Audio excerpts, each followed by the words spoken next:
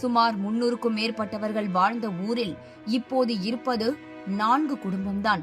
மொத்தமாக 20 பேர் கூட இல்லை. எங்கேயோ ஒரு மாடு, ஒரு நாய் என்று காலியாகி காணப்படும் கிராமத்தில் 5 தலைமுறைகளாக பார்த்த 110 வயதான பாட்டி ஒருவரையும் பார்க்க முடிந்தது. இங்குதான் ஒரு வசதியும் இல்லையே, எப்படி இருக்கிறீர்கள் என்று கேட்டால், பிறந்த மண் இது, இதை விட்டுட்டு வேற எங்க போறது, வாழ்ந்தாலும் செத்தாலும் இந்த மண் தான் என மண் வாசம் மாறாமல் பேசுகின்றனர். கிட்டத்தட்ட 1000ல் ஒருவன் படத்தில் வரும் காட்சி போல இந்த காலகட்டத்திலும் பெரிதாக ஆளே இல்லாமல் ஒரு கிராமம் காணப்படுகிறது. இதை விட்டுட்டு செல்ல மனமில்லாமல் சில முதியவர்கள் இருக்கிறார்கள்.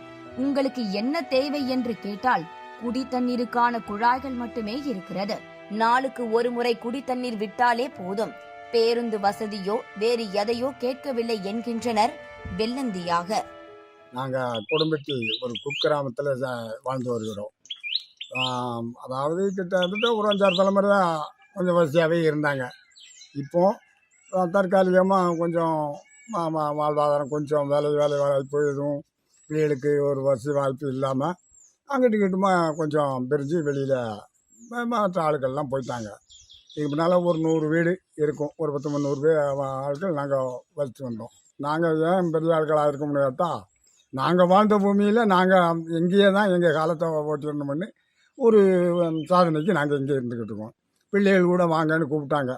இல்லை, நாங்கள் அங்கே வரதில் நியாயம் இல்லை, நீங்கள் உங்கள் காலப்போக்கு தகுந்தாரு, உங்கள் வசதி தகுந்தாரு நீங்கள் அங்கே போய் இருக்கீங்க, நாங்கள் எங்கள் காலத்தை நாங்கள் இங்கேயே கொண்டு போயிருந்தோம் அப்படின்னு நாங்கள் சாதனைக்கு இருக்கோம்.